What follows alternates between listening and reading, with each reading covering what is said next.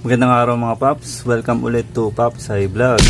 So ngayong araw magpapalit tayo ng brake pad dito sa aking Honda Click 125i version 2. So ang ipapalit ko na brake pad is itong Racing Boy or RCB na tinatawag na brake pad. So distributed by Mengka Auto Parts located in Malaysia.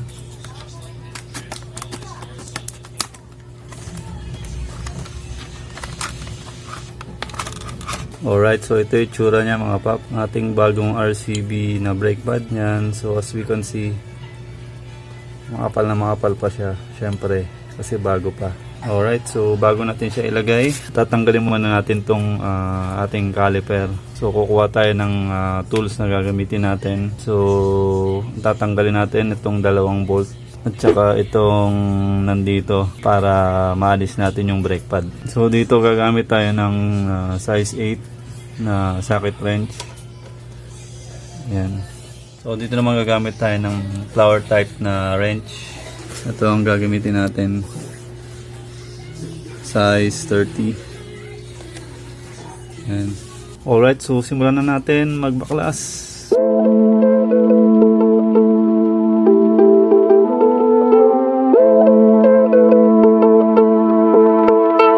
So bago ko siya tanggalin, luluwagan muna natin ito para hindi tayo mahirapan mamaya magpihit nito pag naalis na siya dito sa tinidor.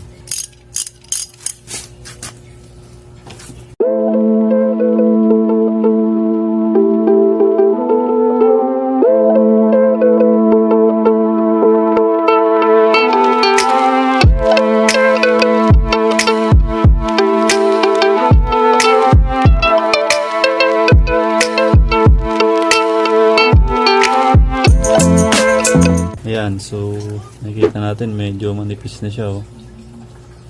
So tanggalin muna natin to. Ito yung pinit natin kanina. So pag loosen nito, pag natanggal na to, is makukuha na natin yung ating stock na brake pad.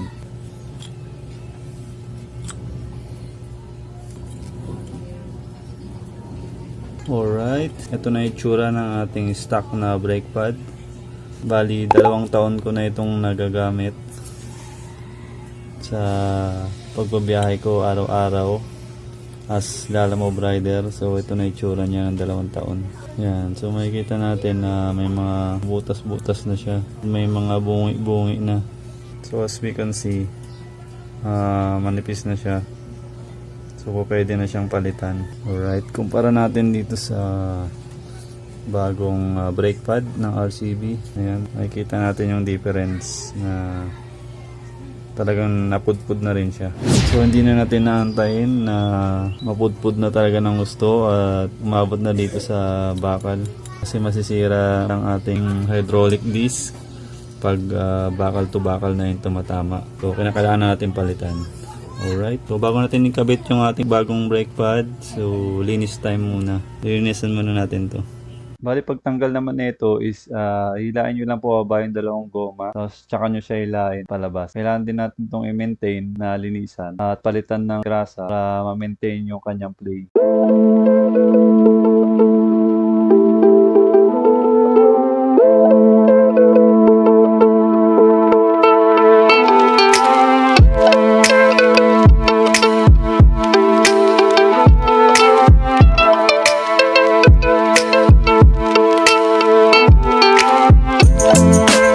Pag nakalitaw pala ang inyong mga piston na ganyan, so kinakailangan na may lubog nyo yan. Ang gawin nyo lang is kunin nyo yung gamit nyo na brake pad, tapos ipagdikit nyo lang yung side ng bakal to bakal na ipagdikit nyo lang, tapos kabit nyo ng ganyan, tapos gamitan nyo siya ng Philip. Saka nyo gawin na suksok yung Philip, tapos pihit nyo ng konti. Ayan, sa pamamaraan na yan is unti-unti nyong mailulubog yung piston. So ayan, nakikita nyo na lumulubog siya.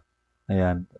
Sa paraan na yan is may ilalagay mo ng maayos yung bagong brake pad, kasi makapal yan, kailangan may sapat siya na space para paglagay nyo ng brake pad is nakabuka rin siya bago ilagay o ipasok doon sa hydraulic disc, at para maibalik din tong inalis natin kanina na nilinisan natin. So shoutout kay MotoArc na nakapagbigay ng idea na yon kung paano palubugin ang piston. Alright.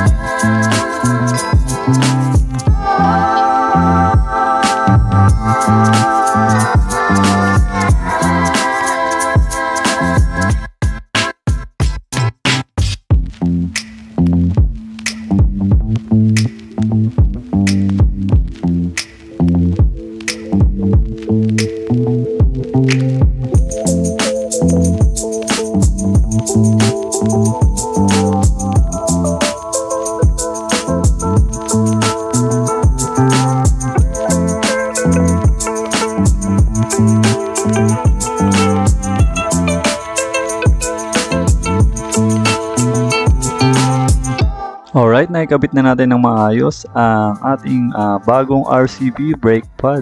Alright. So, check nyo rin yung isa kong video na nagpalit din ako ng RCB brake shoe. So, check nyo lang sa ating channel. Alright, so hanggang dito na lang muna ang ating video. So, if you like this video, please give us a thumbs up. Like, share, and subscribe po mga paps. So, maraming salamat po sa panonood. Ingat po tayong lahat. Ride safe po. God bless. Bye-bye.